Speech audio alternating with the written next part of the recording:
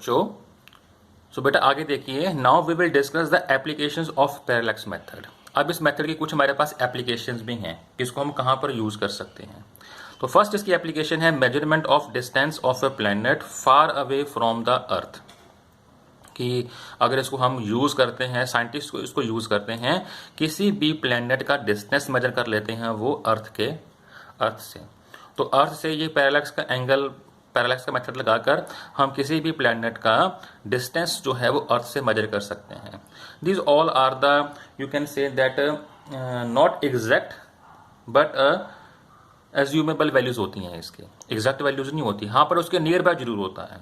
ठीक है, the distance of the planet far away from the earth is measured by using the parallax method. कैसे? अब वही बात दोबारा होगी, यहां से आप उसको ऑब्जर्व करोगे, वहां से उस प्लैनेट के ऊपर एक थीटा एंगल सबटेंड होगा बेसिस से। Let theta be the angle subtended by the 2 points A and B on the earth. तो अर्थ ये हमारे पास सपोज करो अर्थ है, ठीक है, और अर्थ ये ऐसे ना, सपोज करो अर्थ का रेडियस है, तो यहां पर ये जो ऐसे अर्थ बन जाएगी। ठीक है, तो दो जो पॉइंट्स थे सेंटर में, ए और बी पॉइंट, जो उसके रेडियस हैं, तो मान लेते हैं कि उस बेसिस से एक एंगल सबटेंड हुआ थीटा एंगल, कहां पर? उस प्लैनेट के ऊपर जहां पर हमने उसका डिस्टेंस मेजर करना है।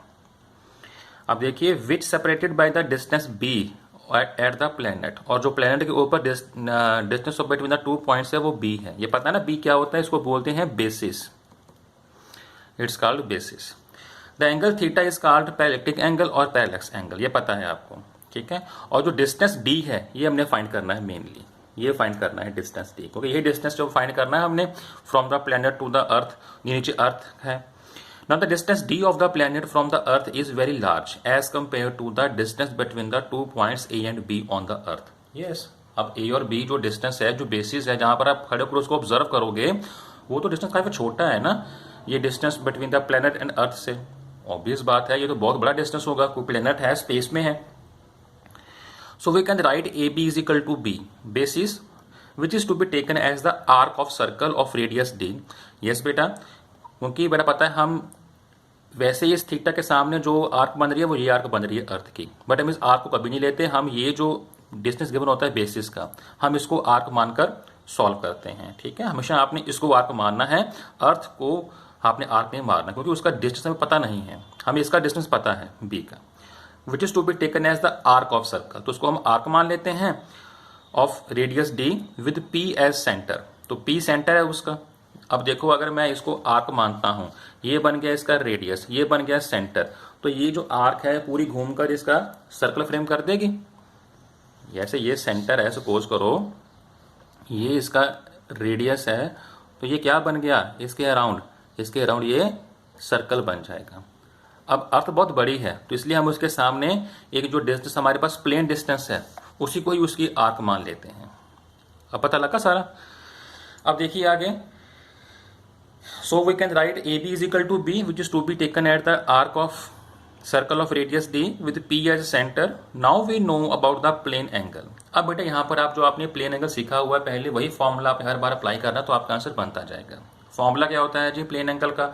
Arc upon length is the formula of plane angle. Theta is equal to L by R होता है, तो थीटा ऐसे ही रहा। अब आर्क क्या है आपकी? आर्क है आपका ये ए बी डिस्टेंस, जो बेसिस का डिस्टेंस है बी, और लेंथ क्या है जी? लेंथ जो उसका distance of the planet from the अर्थ है वो डी के इक्वल है, तो ये बन गया theta is equal to B by D. ठीक है ना, वही देखो सेम आंसर बन गया बी बाई डी। हमें क्या निकालना है? हमने डिस्टेंस निकालना है प्लैनेट का, तो हमने ये वाला डी निकालना है। ये बेसिस हमें बी पता है, लेफ्ट और राइट वाला डिस्टेंस जो बेसिस है थीटा भी हम एंगल फाइंड कर लेंगे, एंगल का बन रहा है, तो डी बनेगा आपका बी अपॉन थीटा। यही देखो ना, बाय डूइंग क्रॉस मल्टीप्लिकेशन बन गया B by theta. Therefore distance of a planet far away from earth can be calculated. तो हम इस तरह से उसको फाइंड कर सकते हैं। पता लग गया जी। तो एक और इसकी एप्लीकेशन है, वो क्या है जी? Measurement of angular diameter of planet. Yes बच्चे, कि अगर हमारे पास कोई प्लैनेट है तो उसका डाया देखना हो, तो उसको भी हम इससे मेजर कर सकते हैं। ये देखिए कितना इजी है। Let D be the size of planet P, क्योंकि सबसे पहले हमें पता होना चाहिए भी जो हमने जिस प्लैनेट का डाया मेजर करना है, जिस प्लैनेट का हमने डायामीटर मेजर करना है उसका डिस्टेंस हम d मान लेते हैं। सपोज करो ये प्लैनेट है और इसका जो डायामीटर है ये d के इक्वल है, जो कि अर्थ से काफी फार अवे है, ठीक है। और जो इस प्लैनेट का डिस्टेंस है अर्थ से वो d के इक्वल है। ये देखो बच्चे यहाँ पर d बना हुआ है। The points A and B diametrically opposite to the planet P। अब देखो प्लैनेट P से जो हमने ए और बी दो पॉइंट्स अज्यूम किए हुए हैं, P as seen through a telescope from the point C on the earth. अब देखिए ये अर्थ से एक पॉइंट P है, यहां से हम उसको ऑब्जर्व कर रहे हैं, ठीक है। तो ये हमारे पास क्या है, प्लेनेट है। अब पता आपको है कि बेसिस से एक एंगल सेपरेट होता है ऑब्जेक्ट के ऊपर, ठीक है। तो मान लीजिए ये जो अर्थ से एक पॉइंट C है, यहां पर हम उसको ऑब्जर्व कर रहे हैं, वहां पर क्या होगा, एक एंगल सबटेंड होगा उसके डाया के दो पॉइंट्स से, और वो दो पॉइंट्स कौन से हैं, ए और बी दो पॉइंट्स हैं।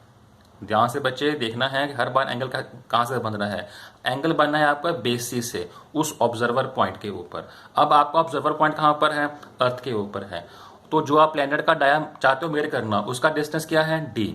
तो हमने उस d वाले डिस्टेंस के दो पॉइंट जूम कर लिए, ए बी।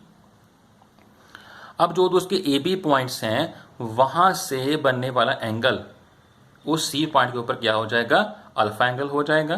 क्लियर जी। The points A and B diametrically opposite to the planet P as seen through a telescope from the point C on the earth. तो अर्थ के ऊपर बच्चों वो टेलीस्कोप से वो दिख रहा होगा कि उसका डायमीटर क्या बन सकता है, तो वहां पर एंगल अल्फा बन रहा है। तो बस अब आप तो आगे काफी इजी है।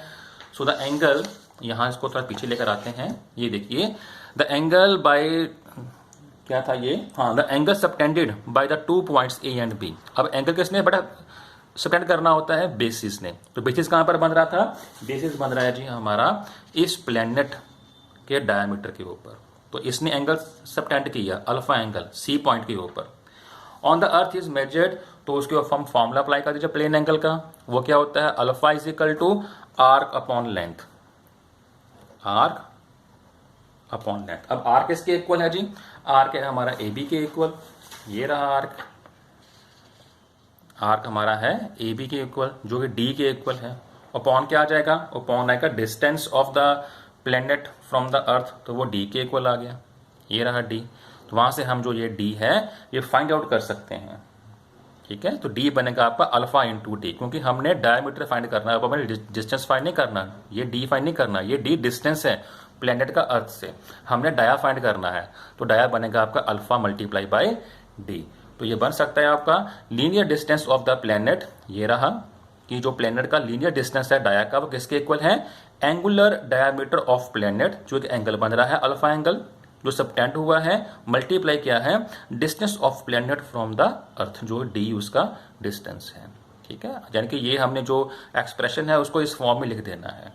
So therefore from star if we know the angle and if we know the distance of the star from the planet, we can easily measure the distance that is linear distance of the planet as a diameter, ठीक है। तो ये आपका कुछ methods थे जहां पर आपने इनडायरेक्ट मेथड्स सीखे हैं। एक और वीडियो बेटा आपको भेजूंगा, वो वीडियो आपके YouTube लिंक से होगी और चैप्टर का एंडिंग है, ठीक है। तो आज जो वर्कशीट मिलेगी आपको, उस वर्कशीट में कुछ न्यूमेरिकल्स मिलेंगे आपको, वो आप मुझे सॉल्व करके कल तक भेज दोगे, ठीक है बच्चे। ओके।